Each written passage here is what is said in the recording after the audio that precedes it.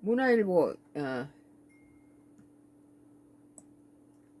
2026년도 7월 4일자 기사입니다. 문화일보. 국민의힘 이재명 부동산 정책 문재인 부동산 시즌2 되풀이 경제 성장도 재앙 수준. 이 문재인 때보다 더 심각한 것 같아요.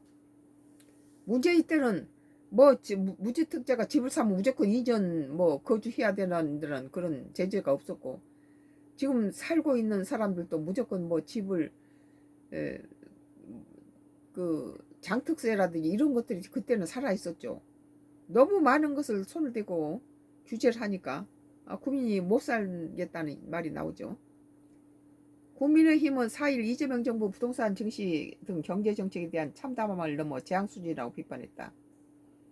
최수진 국민의힘 원내 수석 대변인은 이날 논평을 통해 부동산은 땜질식 규제 부장으로 불기둥을 뿜고 증시는 현기증 나는 급등락 속에 서민 노후자금이 형식 없이 녹아내리고 있다고 말했다.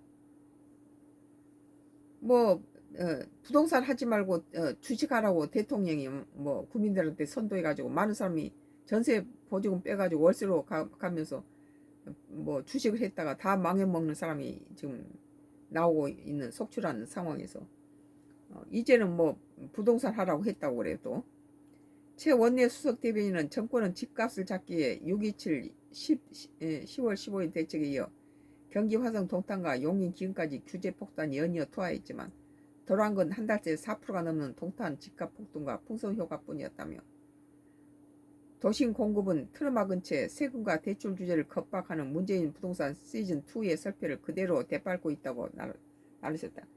문재인이 정치를 잘하고서도 부동산 실패로 인해서 정권을 윤석열 정부에게 줘버린 거죠.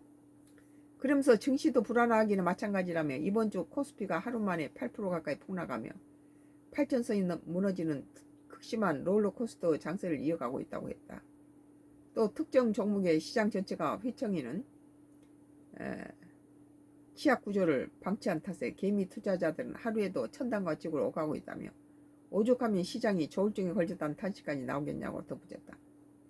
이어 서민의 지분과 노후가 이토록 흔들리고 있다며 국회 장악과 방탄용 공소 취소에 혈안이 될 때가 아니다고 강조했다.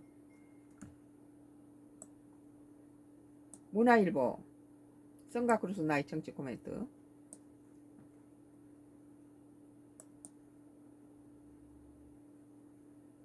뭐 오늘 여기서 끝낼까요? 여기서 끝내겠습니다. 너무 죽이네요. 지금 와이겹 장애장 하수인들이 철저하게 지금 맡고 있어요.